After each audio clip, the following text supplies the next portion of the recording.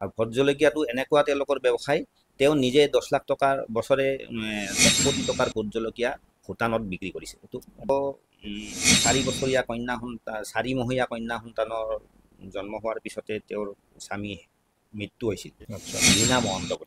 তেওঁ বহুত সৰু অৱস্থাতে পিতৃহাৰা হৈছিল। পিতৃহাৰা হ'লেও মাকৰ মৰমত তেওঁলোকে ডাঙৰ হৈছে। তেওঁলোকৰ দুজনী ছোৱালী।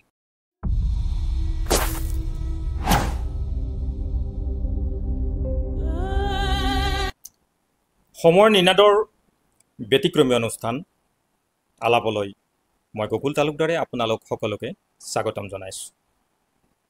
আলাপ অনুষ্ঠানত আজি আমাৰ মাজত উপস্থিত আছে এগৰাকী জ্যেষ্ঠ সাংবাদিক, যিগৰাকী সাংবাদিকে অসম বিধানসভাৰ শ্ৰেষ্ঠ সাংবাদিকতা বঁটা লাভ কৰাৰ উপৰিও কেইবাটাও বঁটাৰে ইতিমধ্যে সন্মানিত হৈছে, কেইবাখনো গ্ৰন্থ লিখিছে।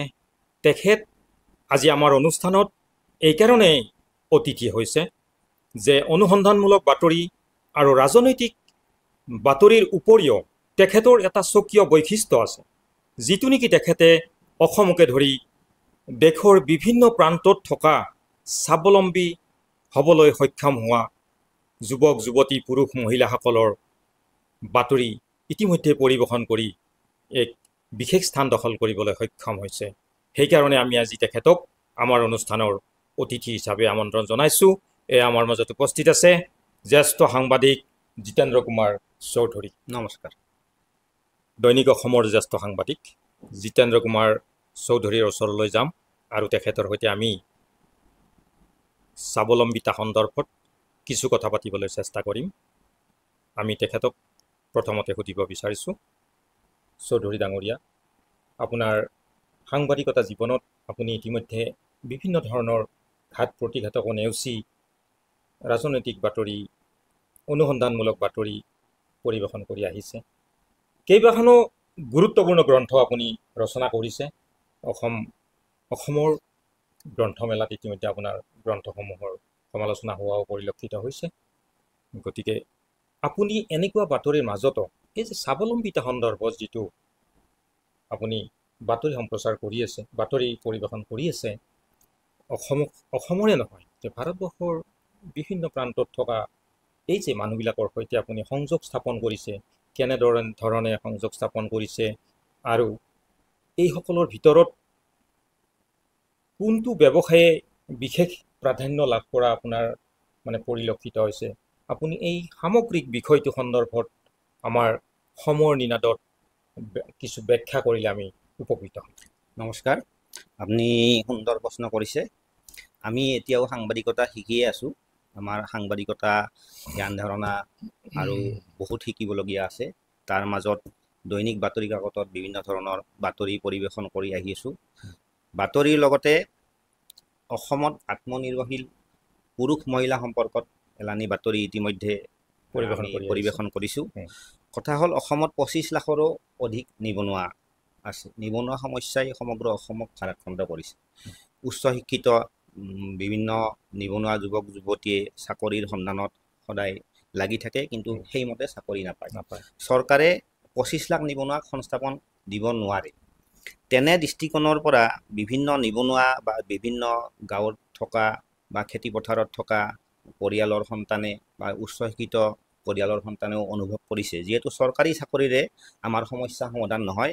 আমাৰ অসমত এটা শেহতীয়াভাৱে আত্মনিৰ্ভৰশীল এটা ব্যৱস্থা আৰম্ভ হৈছে। এই ক্ষেত্ৰত অসমৰ বিভিন্ন জিলাত মোটামুটিভাৱে নিবনুৱা যুৱক যুৱতীয়ে হওক বা নিবনুৱা নহ'লেও, পঢ়া শুনা নকৰা হ'লেও নিজে তেনেধৰণে স্বাৱলম্বী হ'ব পাৰে, তেনেধৰণৰ এটা পৰিৱেশ সৃষ্টি কৰিছে।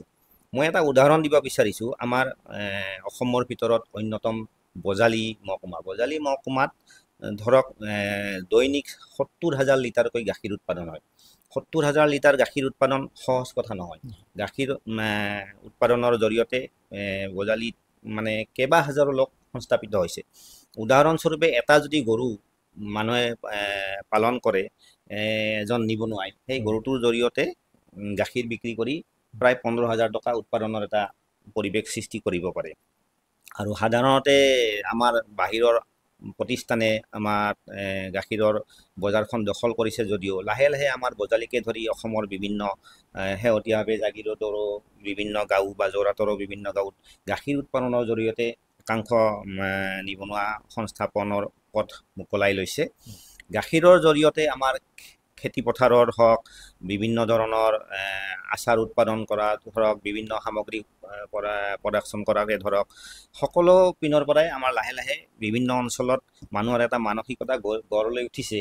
যদিও এই ক্ষেত্ৰত চৰকাৰৰ আৰু বহু কৰণীয় আছে আৰু তেওঁলোকক উৎসাহ দিয়াৰ ব্যৱস্থা গ্ৰহণ কৰিব লাগে, কিন্তু কিছুমান মানুহে নিজে নিজে এই ব্যৱস্থাটোৰ প্ৰতি আকৰ্ষিত হৈ স্বাৱলম্বিতাৰ পথ ৰচনা কৰিছে। তেনেধৰণৰ কিছুমান নিবনুৱা যুৱক যুৱতীক দেখি মই ধাৰণা কৰিছিলোঁ যে এইসকলক যদি আমি উৎসাহ দিব পাৰোঁ, এজনক উৎসাহ দিলে তেনেধৰণে আৰু 10জনে উৎসাহ পাব।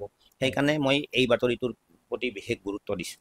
এই মানুহসকলক যিবিলাক এই স্বাৱলম্বিতা সন্দৰ্ভত যিসকলে প্ৰতিষ্ঠা লাভ কৰিছে, আন 10জনক স্বাৱলম্বী হোৱাত সহায় কৰিছে, সংস্থাপন দিছে, এই মানুহবিলাকৰ খবৰবিলাক আপুনি ক'ত পায়, কেনেধৰণে তেওঁলোকৰ লগত যোগাযোগ সংস্থাপন কৰে? মই কেইবাটাও প্ৰক্ৰিয়াৰ মাজেৰে মানুহৰ ওচৰলৈ যাওঁ।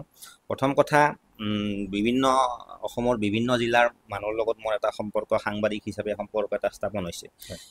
অসমৰ যিকোনো অঞ্চলৰ মানুহ, মই জকাইচুকীয়া হওক বা মানে টাউনৰ নগৰ এলেকাই হওক, যিকোনো অঞ্চলতে মানুহ মোৰ চিনাকি মানুহ আছে আৰু সেই মানুহবিলাকৰ মোৰ এটা আগৰ পৰাই সাংবাদিকতা কৰাৰ পৰাই এটা যোগাযোগ আছিল আৰু মই সকলো মানুহৰে নম্বৰ সংগ্ৰহ কৰি থৈ দিওঁ।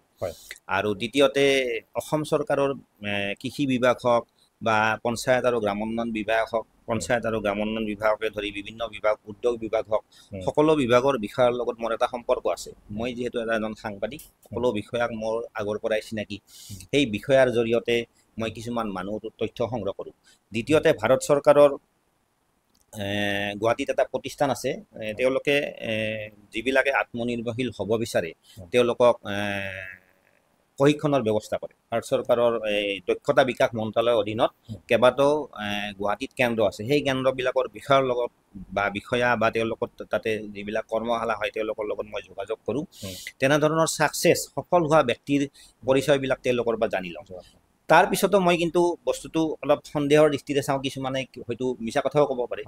মই অসম চৰকাৰৰ বিভিন্ন বিভাগৰ লগত যোগাযোগ কৰি সেই অঞ্চলৰ বিষয়াৰ লগত যোগাযোগ কৰি মানুহৰ পৰিচয়টো জানিব বিচাৰোঁ, সত্যতা নিৰূপণ কৰোঁ। মই তৎক্ষণাত এজন মানুহে খেতি কৰিছে বা বিভিন্ন দিশত আত্মনিৰ্ভৰ হৈছে, তৎক্ষণাত মই লিখি নিদিওঁ। বিভিন্ন প্ৰকাৰে সেই মানুহজনৰ ওচৰলৈ যোৱাৰ মই চেষ্টা কৰোঁ আৰু বিভিন্ন মানুহ সোধোঁ। ওচৰৰ মানুহ বিলাকৰ লগতো সম্পৰ্ক স্থাপন কৰি সুধি প্ৰথমতে মানুহজনৰ লগত যোগাযোগ কৰি কেইবাদিনো তেওঁৰ ৰকম মই বা তেওঁৰ ফেচবুকত যদি আছে ফেচবুকো চাই থাকোঁ, কেনেধৰণৰ তেওঁৰ মন্তব্য মই অনুকৰণ কৰোঁ। কৰি তেওঁৰ লগত যোগাযোগ কৰি তেওঁ কি কাম কৰি আছে ভিডিঅ'বিলাক সংগ্ৰহ কৰোঁ। ভিডিঅ'বিলাক সংগ্ৰহ কৰি মই নিজে চাওঁ, উপলব্ধি কৰোঁ, এখেতৰ মানে আত্মনিৰ্ভৰশীল দিশত আগবাঢ়ি গৈছে। তেতিয়া তেওঁক মই প্ৰস্তাৱটো দিওঁ যে আপোনাৰ বিষয়ে অলপ মই লিখিব বিচাৰিছোঁ, আপোনাৰ মানে এই কাম কাজ সম্পৰ্কত মোক অলপ কওক। মই কিছুমান প্ৰশ্ন উত্থাপন কৰোঁ, সেই প্ৰশ্নৰ উত্তৰ দিয়ে, তেতিয়াহে মই লিখোঁ। তৎক্ষণাত এজন মানুহে আত্মনিৰ্ভৰশীল হৈছে বুলিও মই লিখিব লাগিব বুলি মই নিলিখোঁ। মানুহজনৰ সম্পৰ্কত এমাহ ধৰি বা 15 দিন ধৰি মই অনুসন্ধান কৰোঁ। এইটো এটা যথেষ্ট গুৰুত্বপূৰ্ণ কথা যে বৰ্তমান অসমত যিটো নিবনুৱা সমস্যাই গ্ৰাস কৰি উঠিছে, এনে সময়তে দৈনিক অসম কাকতৰ জ্যেষ্ঠ সাংবাদিক জিতেন্দ্ৰ কুমাৰ চৌধুৰী ডাঙৰীয়াই অসম তথা ভাৰতবৰ্ষৰ বিভিন্ন প্ৰান্তত এই স্বাৱলম্বী হোৱা লোকসকলক বিচাৰি যি বাতৰি পৰিৱেশন কৰি আছে, আৰু এই বাতৰিয়ে হয়তো সেই গোষ্ঠীটোৰ উপৰিও অসমৰ বিভিন্ন প্ৰান্তৰ যুৱক যুৱতী বা পুৰুষ মহিলাক স্বাৱলম্বী হোৱাৰ ক্ষেত্ৰত এটা আদৰ্শ বা এটা দিক নিৰ্ণয়ৰ ক্ষেত্ৰত হয়তো সহায় কৰিছে। এইখিনিতে চৌধুৰী ডাঙৰীয়াই কিছুদিন পূৰ্বে এটা বাতৰি পৰিৱেশন কৰিছিলে ধেমাজিৰ এজন যুৱকৰ ওপৰত, যে ভোট জলকীয়া, এইটো আচলতে এটা সৰু কথা, জলকীয়া বা ভোট জলকীয়া, যে ডাঙৰ জ্বলাটো যে ভোট জলকীয়া, যে ভোট জলকীয়াৰ খেতি কৰি তেওঁ 10 লাখ টকা ইনকাম কৰিবলৈ সক্ষম হৈছে ধেমাজিত এজন যুৱকে। গতিকে মই চৌধুৰী ডাঙৰীয়াক মই আহ্বান জনাম যে আচলতে এই ভোট জলকীয়াৰ ব্যৱসায় সন্দৰ্ভত তেখেতে কেনেকৈ আগবাঢ়িছিল, কিমান টকা মূলধন হিচাপে লৈ প্ৰথম আৰম্ভ কৰিছিল আৰু পৰৱৰ্তী সময়ত তেওঁ কেনেধৰণে ফলপ্ৰসূ হ'বলৈ সক্ষম হৈছিল, এই সন্দৰ্ভত নিশ্চয় আমাৰ চৌধুৰী ডাঙৰীয়াই কিছু কথা আমাক অৱগত কৰিব। ভাল লাগিল, আপুনি এটা সুন্দৰ প্ৰশ্ন কৰিছে। এই ধেমাজিৰ এই যুৱকজনৰ নাম ভৱেন হালৈ। ভৱেন হালৈ অকল নিজেও নহয়, তেওঁ ধেমাজিৰ বিভিন্ন অঞ্চলৰ যুৱক যুৱতীক লগত লৈ ভোট জলকীয়াৰ খেতি প্ৰাথমিক অৱস্থাত কৰিছিল। প্ৰাথমিক অৱস্থাত সিমান লাভ হোৱা নাছিল, কিন্তু লাহে লাহে এইটো লাভ এনেধৰণৰ হ'ল, তেওঁলোকে সমবায় ভিত্তিত বা ব্যক্তিগত ভিত্তিত বা নদীৰ পাৰৰ মাটিৰ কাষত ভোট জলকীয়াৰ খেতি কৰে। আৰু ভোট জলকীয়াটো এনেকুৱা তেওঁলোকৰ ব্যৱসায়, তেওঁ নিজে 10 লাখ টকাৰ বছৰে লাভ হয় যদিও তেওঁৰ গোটেই কেইবাজনো ল'ৰাৰ লগত এই খেতি কৰি বহুত বেছি পৰিমাণৰ লাভ অৰ্জন কৰিছে।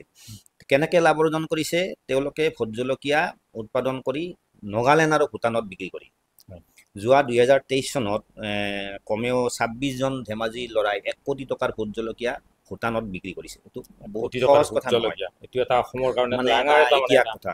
এই ভৱেন হালৈ যুৱকজনৰ বিষয়ে মই লিখিলোঁ, তেওঁ কেনেধৰণে খেতি কৰিছিল, কেনেধৰণে লাভ অৰ্জন কৰিছে, আৰু বিভিন্ন যুৱক যুৱতীক লৈ তেওঁৰ ভোট জলকীয়াৰ খেতি কৃষি বিশ্ববিদ্যালয়ৰ শিক্ষকেও চাব যায়, কৃষি বিশ্ববিদ্যালয়ৰ অধ্যয়ন কৰা ছাত্ৰ ছাত্ৰীও চাব যায়। মই ভৱেন হালৈৰ বিষয়ে যেতিয়া লিখিলোঁ, ভৱেন হালৈৰ এই সফলতাৰ ষ্টৰিটো মুখ্যমন্ত্ৰী পৰ্যায়লৈ গুচি গৈছে।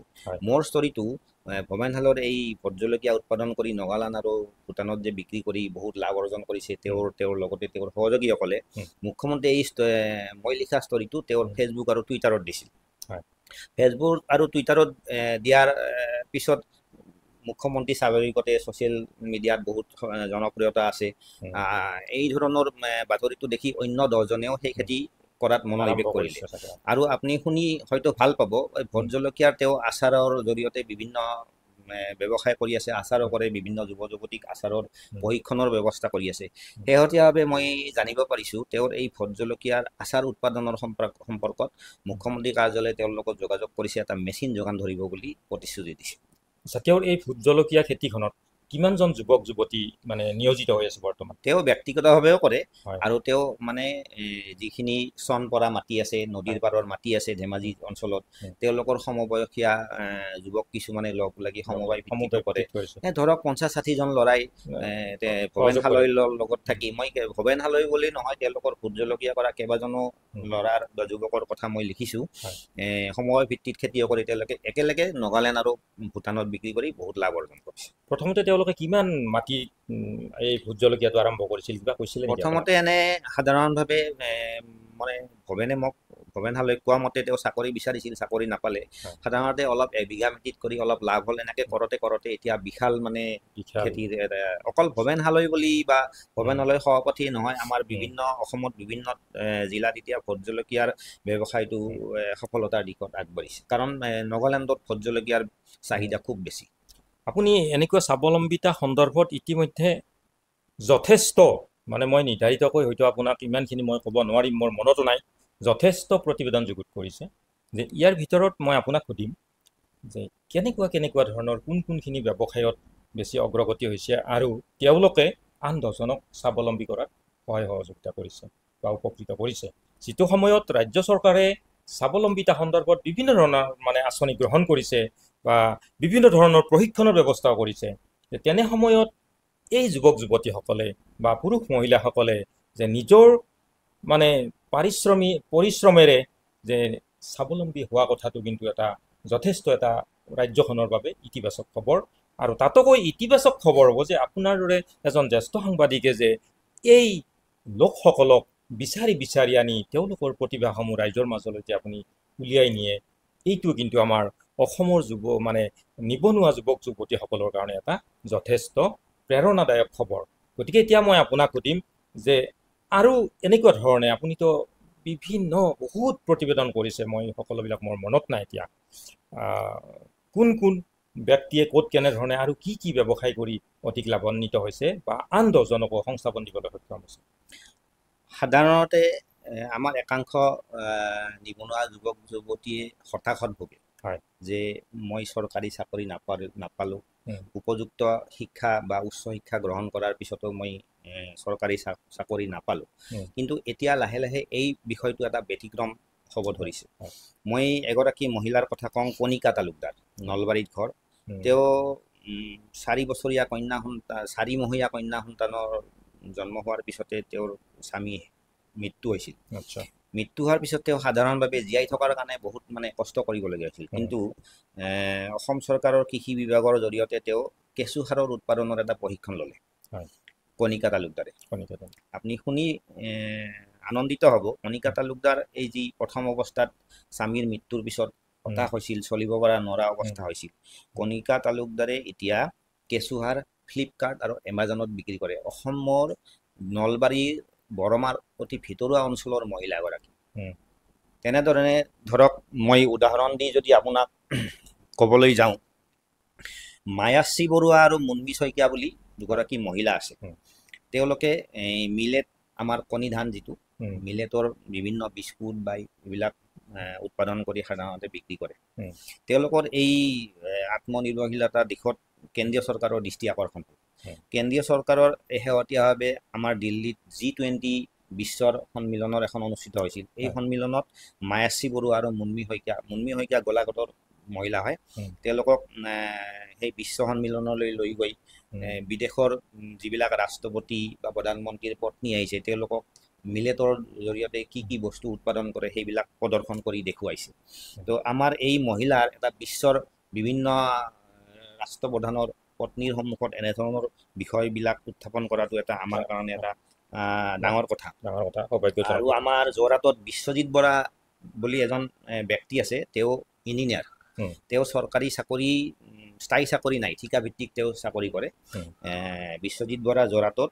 আচৰিত হ'ব, তেওঁৰ 600 বিধ ঔষধি গছ আছে, তাৰপিছত 500 বিধ অৰ্কিড আছে, 175 বিধ এনেধৰণৰ মানে গছ আছে যিবিলাক নুনি গছকে ধৰি বিভিন্ন গছ আছে, বিভিন্ন ৰোগত মানে প্ৰয়োজন হয়, এইবিলাক তেওঁ সাধাৰণতে বিক্ৰীও কৰে। আৰু সৰভোগৰ এগৰাকী ছোৱালী আছিল, তেওঁ গুৱাহাটী বিশ্ববিদ্যালয়ত ইংৰাজী বিভাগত পঢ়িছিল, লীনা মহন্ত বুলি। তেওঁ বহুত সৰু অৱস্থাতে পিতৃহাৰা হৈছিল। পিতৃহাৰা হ'লেও মাকৰ মৰমত তেওঁলোকে ডাঙৰ হৈছে। তেওঁলোকৰ দুজনী ছোৱালী। তেওঁ ইংৰাজী বিষয়ত গুৱাহাটী বিশ্ববিদ্যালয়ত স্নাতকোত্তৰ ডিগ্ৰী গ্ৰহণ কৰি সৰভোগত এখন ব্যক্তিগত বিদ্যালয়ত চাকৰি কৰিছিল। কিন্তু ব্যক্তিগত বিদ্যালয়ত চাকৰি কৰিলেও ইমান মানে উপাৰ্জন নহয়। তেওঁ দৈৱক্ৰমে ছিকিমৰ এজন যুৱকৰ লগত বিবাহপাশত আবদ্ধ হয়। ছিকিমত বিবাহপাশত আবদ্ধ হৈ তেওঁ নিজে দাৰ্জিলিঙলৈ গৈ দাৰ্জিলিঙত দুখন কি হোটেল স্থাপন কৰিছে, আৰু সেই হোটেলত বহু অসমীয়া মানুহে যায়, লীনা মহন্তৰ হোটেলত। তো কথা হ'ল, অসমীয়া ছোৱালী এজনীয়ে গৈ দাৰ্জিলিঙত এখন হোটেল স্থাপন কৰা বা দুখন হোটেল স্থাপন কৰা সহজ কথা নহয়। কাৰণ দাৰ্জিলিঙৰ মানে হোটেলৰ ব্যৱসায়টো অলপ চিণ্ডিকেট ধৰণৰ বস্তু। তাতে স্থানীয় মানুহখিনিত বাহিৰে বেলেগক স্থান নেদে। তেওঁ মহিলা হিচাপে যে তেওঁৰ এটা সাহস আৰু তেওঁ মানে কঠোৰ পৰিশ্ৰমৰ অন্তত এই হোটেল ব্যৱসায়ত সফল হৈছে। যোৰহাটৰ এগৰাকী যুৱতী আছে নৱনীতা দাস বুলি, কৃষি কৰে। তেওঁ নিজে কৃষি কৰ্মত জড়িত হৈ ইতিমধ্যে ভাৰত চৰকাৰৰ তেওঁ এৱাৰ্ডো পাবলৈ সক্ষম হৈছে। সাধাৰণতে মানুহে ভাবে যে উচ্চ শিক্ষিত হ'লে চৰকাৰী চাকৰি কৰিবই লাগিব বুলি মানুহৰ এটা ধাৰণা আছে। গুৱাহাটীৰ এজন ল'ৰা আছে প্ৰণৱ তালুকদাৰ, তেওঁ শ্বিলঙৰ IIM-ত পাছ কৰি অহা। তেওঁ এতিয়া গুৱাহাটীত কাপোৰৰ ব্যৱসায় কৰে। বাহিৰৰ পৰা বম্বেৰ পৰা বা কেলকাতাৰ পৰা কাপোৰ কিনি আনি গোটেই সমগ্ৰ উত্তৰ পূৰ্বাঞ্চলত স্কুলবিলাকত ডিজাইন কৰি কাপোৰ বিক্ৰী কৰি স্বাৱলম্বী হৈছে। আৰু তেওঁ IIM-ত পাছ কৰি উঠি এটা উচ্চ শিক্ষিত চাইনাৰ এটা বৃহৎ ডাঙৰ কোম্পানীত চাকৰি পাইছিল, কিন্তু অসমতে থাকি এই কাপোৰৰ ব্যৱসায়টো বা আমাৰ অসমৰ স্কুলৰ বা উত্তৰ পূৰ্বাঞ্চলৰ স্কুলত যিবিলাক ল'ৰা ছোৱালীৰ ড্ৰেছ লাগে, সেইবিলাক বাহিৰৰ কোম্পানী আহি যোগান ধৰাতকৈ তেওঁ নিজে এই বস্তুটোত কেনেধৰণে যোগান ধৰি আমি অসমীয়াৰ হাতত যাতে উদ্যোগটো থাকে, এই প্ৰণৱ তালুকদাৰে সেই ব্যৱসায়টো কৰি সফল হৈছে। আৰু এজন গুৱাহাটীৰে যুৱক আছে গৌতম কলিতা। আপুনি শুনি আচৰিত হ'ব, আমাৰ সাধাৰণতে গুজৰাট, মুম্বাই বা বিভিন্ন দিল্লী ৰাজ্যৰ পৰা আমাৰ ইয়াত অসমত আহি মানুহে, ৰাজস্থানৰ পৰা আহি ব্যৱসায় কৰে। আমাৰ বেলেগ অঞ্চলত বা বেলেগ ৰাজ্যত যাই সাধাৰণতে আমাৰ চিকিউৰিটি গাৰ্ড হওক বা সৰু সুৰা চাকৰি হওক, কিছুমান আজিকালি বাংগালোৰত অভিযন্তা হৈছে, বহুত হৈছে, অসমীয়া ল'ৰা ছোৱালী বহুত আছে। কিন্তু বাহিৰত যাই কোম্পানী স্থাপন কৰা এটা দুঃসাহস, এইটো অসমীয়া মানুহে সাধাৰণতে নকৰে। কিন্তু গৌতম কলিতা বুলি এই যুৱকজনে তেওঁ গুজৰাটত এটা সাৰ কোম্পানী স্থাপন কৰিছে।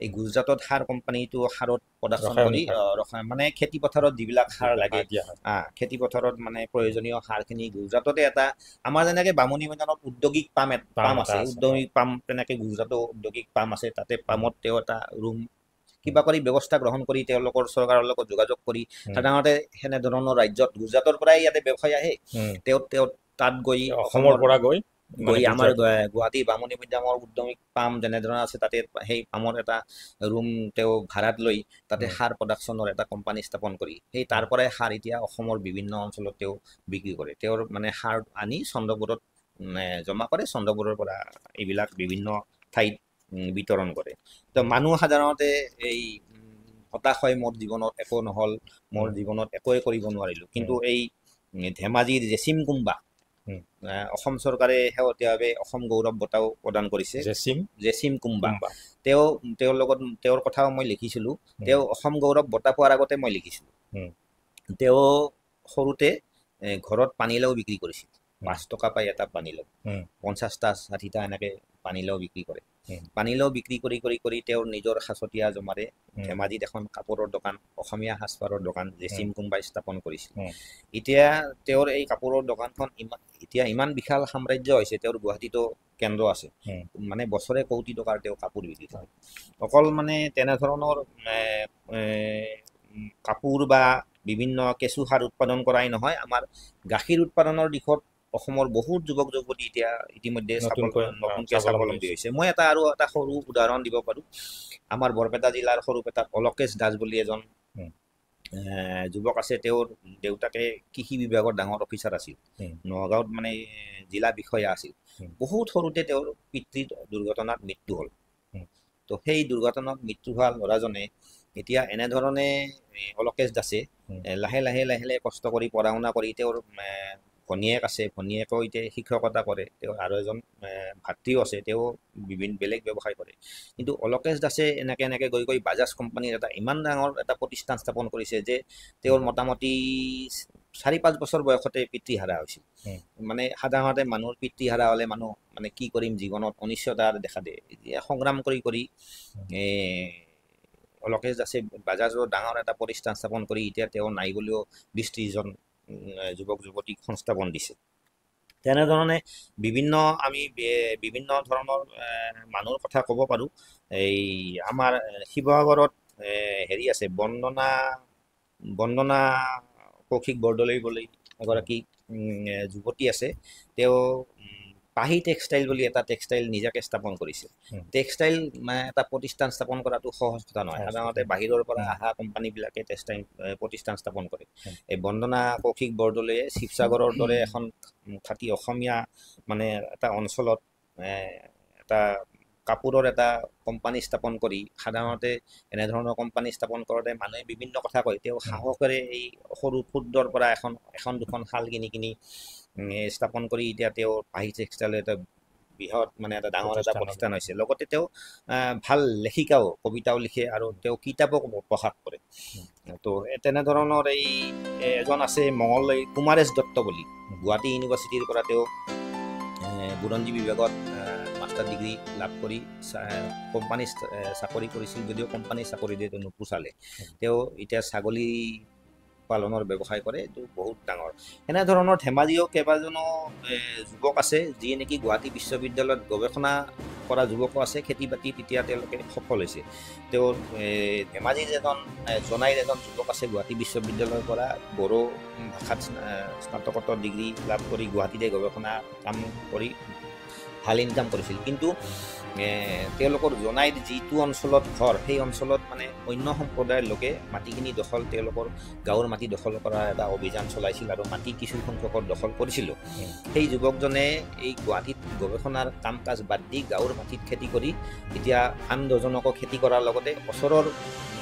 গাঁৱৰ ল'ৰা ছোৱালীক তেওঁ বড়ো ভাষাও শিকায় তেওঁ নিজে খেতি কৰিছে চাকৰি বাদ দি চাকৰি এইকাৰণে বাদ দিছে তেওঁৰ যাতে পৈতৃক সম্পত্তিৰ মাটিখিনি বেলেগে কাঢ়ি নিব নোৱাৰে সেইটোৰ কাৰণে তেওঁ গাঁৱত গৈ খেতি কৰিছে ওচৰৰ ল'ৰা ছোৱালীক বড়ো ভাষা শিকাইছে তেওঁ বহুত হেৰি হৈছে আৰু জনাইৰে এজন জন কুম্বা বুলি ব্যক্তি আছে তেওঁ কলা জহাকে ধৰি সৰিয়হকে ধৰি বিভিন্ন হেৰি উৎপাদন কৰে মানে খেতি কৰে তেওঁ সেই অঞ্চলত জলসিঞ্চনৰ ব্যৱস্থাটো নাই এই জনাইৰ জন কুম্বাই জলসিঞ্চনৰ ব্যৱস্থা নথকাৰ কাৰণে নিজে খেতি কৰি যি লাভ হৈছে সেই লাভৰ অৰ্জনেৰে সৌৰশক্তিত জৰিয়তে তেওঁ উম, জলসিঞ্চনৰ ব্যৱস্থাটো নিজে কৰি লৈছে। ঠিক তেনেকৈ ৰত্নেশ্বৰ দাস বুলি আমাৰ খেতিৰ ওচৰত এখন গাঁও আছে।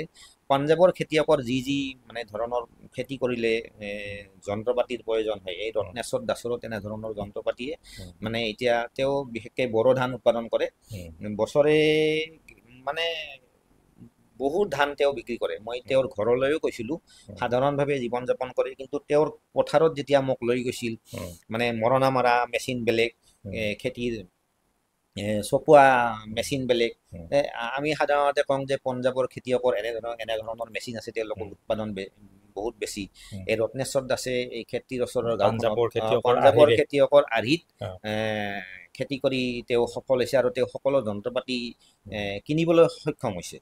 আৰু এই ৰত্নেশ্বৰ দাসৰ যিটো পৰিয়াল বা এই গাঁওখনৰ যিটো পৰিয়াল, সাধাৰণতে তেওঁলোকে নদী ভাঙা পৰিয়াল। মানে যেতিয়া আমাৰ ব্ৰহ্মপুত্ৰৰ শৰাইঘাটৰ দলংখন হোৱা নাছিল, তাৰে আগৰ সময়ত শুৱালকুছি আৰু পলাশবাৰী অঞ্চলত এই নদীয়ে উটুৱাই নিয়া একাংশ গাঁৱৰ মানুহে সেই খেতিৰ ওচৰত এই গাঁওখনত গৈ সংস্থাপিত হৈছিল। সেই বংশৰে পৰিয়ালে গৈ গোটেই সমগ্ৰ গাঁওখনতে এতিয়া অসমীয়া খেতিয়ক আৰু গোটেইবিলাক আত্মনিৰ্ভৰশীল।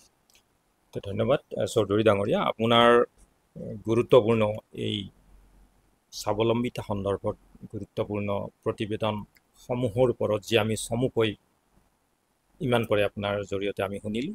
এইটো আমাৰ লগতে ৰাজ্যৰ স্বাৱলম্বীমুখী বা স্বাৱলম্বী হোৱাৰ বাবে ইচ্ছা থকা যুৱক যুৱতী পুৰুষ মহিলাসকলক নিশ্চয় উপকৃত কৰিব। গতিকে আমি এতিয়া আপোনাক অকণমান এটা আমি ব্যক্তিগত কথা লৈ আহিছোঁ যে আপুনিতো দৈনিক অসমৰ এজন জ্যেষ্ঠ সাংবাদিক, আপোনাৰ ৰাজনৈতিক বাতৰি আপোনাৰ আছে, অনুসন্ধানমূলক বাতৰি পৰিৱেশন কৰে, ৰাজনৈতিক বাতৰি পৰিৱেশন কৰে।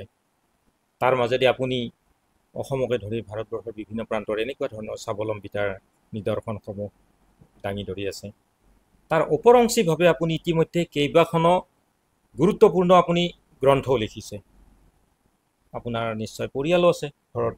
যে আপুনি এই চিডিউলটো, এই সময়টো, বাতৰি কাকতৰ কামটো ইমান সহজ কাম নহয়, যে এই চিডিউলটো আপুনি ইমানখিনি কাম নিয়াৰিকৈ যে আপুনি এটা প্ৰচেছত যে কৰি গৈ আছে, আপুনি কেনেকৈ মিলাইছে সময়বিলাক? আপোনাৰ চিডিউল কি? আপুনি কেনেধৰণে মানে হেৰি কৰিছে? না এই ক্ষেত্ৰত আপোনাক পত্নী কিবা বিশেষ ধৰণে সহায় কৰে যে আগবাঢ়ি যোৱাৰ কাৰণে, নাই কি তাৰমানে বস্তুটো? অকণমান আচৰিত যেন লাগে, সেইকাৰণে সুধিছোঁ। সাধাৰণতে মানুহে এটা কথা সদায় কয়, মানে কিবা কথাত যদি মানুহ কেতিয়াবা আপুনি লগ কৰিব বিচাৰে বা কিবা, বহুত সংখ্যকে কয় আৰু মোৰ সময় নাই। কিন্তু সময়টো নিৰ্ভৰ কৰে নিজৰ ওপৰত নিৰ্ভৰ কৰে। আপুনি সময়টো কেনেধৰণে আগবঢ়াই নিব। আমাৰ গোটেই পৰিয়ালটো, মা হওক, মোৰ পত্নী হওক, ল'ৰা হওক, মোৰ কন্যা হওক, সকলোৱে সময়ত কাম কৰে। তো কাম কৰে আৰু পত্নী আৰু মায়ে মোক বিভিন্ন দিশত সহায় কৰে। কিন্তু মই এনেধৰণে কিছুমান কাম কৰোঁ যি মানে কোনো এটা সময় মই অপব্যয় নকৰোঁ। যি সময়ত মই ফেচবুক চাব লাগে ফেচবুকো চাই থাকোঁ, টুইটাৰ চাব লাগে টুইটাৰ চাওঁ, নিউজৰ কাম কৰিব লাগে, মানুহক ফোন কৰিব লাগে, প্ৰতিটো কথাই সময়ত কৰোঁ।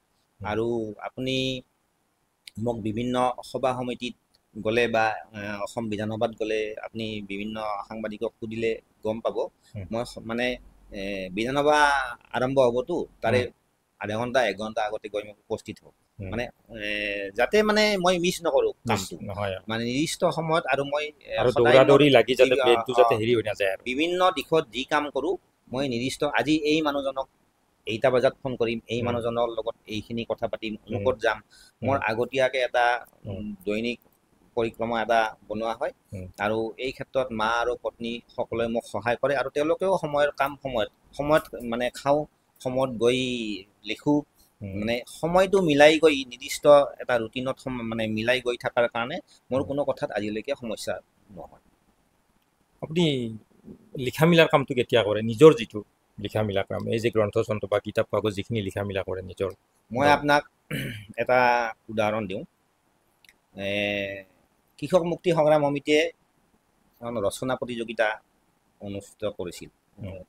গোটেই সংবাদ মাধ্যমত তেওঁলোকে আহ্বান কৰিছিল যে অসমক শ্ৰেষ্ঠ ৰাজ্য কৰাৰ দিশত কেনেধৰণৰ বিষয়বোৰেৰে শ্ৰেষ্ঠ ৰাজ্য কৰিব পাৰি, সেই সম্পৰ্কত তেওঁলোকে এটা আৰ্টিকুল বিচাৰিছিল।